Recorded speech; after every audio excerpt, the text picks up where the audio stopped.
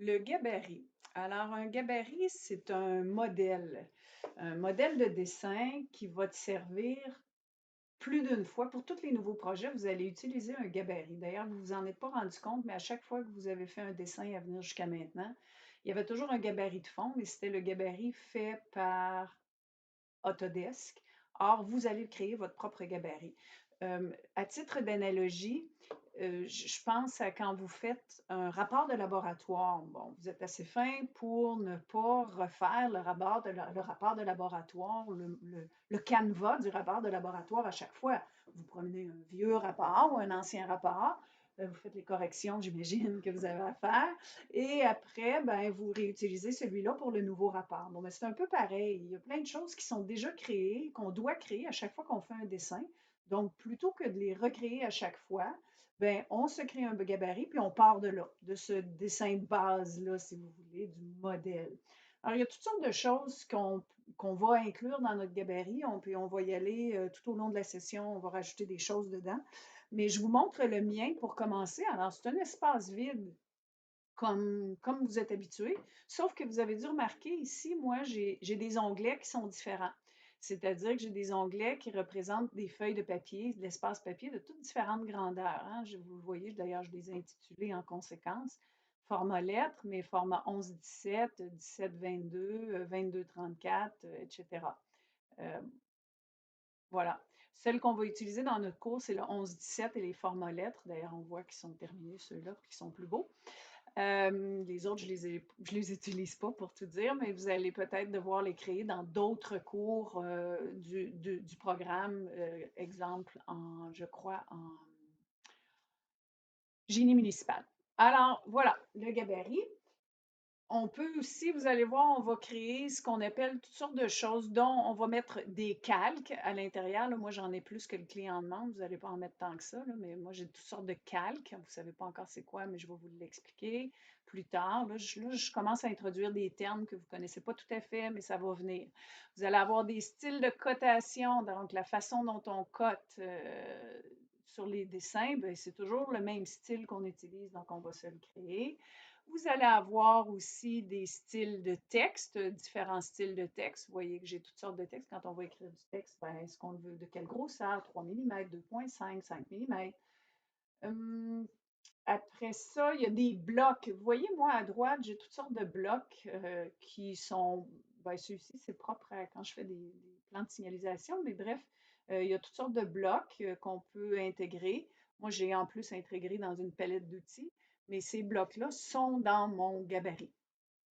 Alors, comment créer un gabarit? C'est ce que je vous montre ici. Fait que ce que vous allez devoir faire ici, c'est que vous allez activer la commande d'un nouveau dessin. Donc, le C, le créer, un dessin. OK? Et quand vous allez créer un dessin, je vous ferai remarquer que moi, tantôt, j'étais dans mon gabarit. Je vais juste revenir ici une seconde. J'étais dans mon gabarit. Vous allez voir que mon gabarit finit par un DWT. Ça, c'est quand on travaille réellement dans le gabarit, qu'on change notre gabarit de base, il finit par une extension DWT. Mais regardez bien quand on ouvre, excusez, un nouveau dessin, j'ai donc dit, là, ce que je veux que vous fassiez, c'est créer un nouveau dessin. Et automatiquement, il ouvre, OK, vous voulez créer un dessin à partir de quel gabarit, de quel DWT nécessairement. Et ce que je vais vous demander de faire pour commencer, on va se servir d'un gabarit de base d'AutoCAD, d'Autodesk. Et vous allez aller ici dans AutoCAD Template et aller chercher, c'est bien important, nul autre que AuCAD ISO. La base, elle est là. Si vous vous trompez de gabarit, ben là, vous serez pas, vous allez être de travers par rapport à tout le restant. Donc, acadiso.dwt. Regardez bien, même s'il y a une extension .dwt, prenez attention, puisque je lui ai dit de créer un nouveau dessin, je recommence, je lui ai dit AutoCAD, créer. Quand je dis créer, il va me chercher un DWT. Je vais aller chercher un DWT. Vous voyez que moi, j'en ai que j'ai nommé, que vous n'avez pas, vous, ici. Parce que j'ai créé mes DWT. Vous allez partir de AuCAD ISO, comme je disais. J'ai beau avoir ouvert un DWT, vous allez remarquer que ça s'ouvre en DWG ici. Donc, quand on dit de créer un nouveau dessin à partir d'un gabarit, ben, Il prend le gabarit, oui, mais il ne change pas le gabarit. Pour changer le gabarit, je devrais ouvrir le DWT. Là, j'ai dit créer un nouveau dessin à partir d'un gabarit et ça me fait un DWG. Première des choses que je vous demande de faire, c'est de retirer la grille ici. Donc, si vous n'avez pas ce bouton-là, ici, vous voyez, il y a une grille de fond qui est achalante. Donc, ça vient d'anciennes versions qui ne sont pas nécessaires. Donc, il y en a une qui s'appelle grille ici. Fait qu'assurez-vous que c'est allumé pour voir ce bouton-là. Je clique dessus et là, on a un bel arrière-plan tout noir. Ensuite, vous allez sauvegarder le DWT parce qu'en ce moment, il est en DWG. Vous allez sauvegarder sur votre clé USB, enregistrer sous.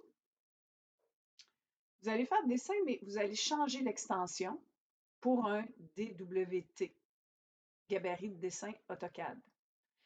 Il vous amène automatiquement, vous pouvez le sauvegarder là-dedans, qui est un dossier creux sur votre ordinateur. Moi, je trouve ça une bonne idée de le mettre là, en quelque sorte, mais je me garde toujours une copie sur mon OneDrive au cas où mon ordinateur plante.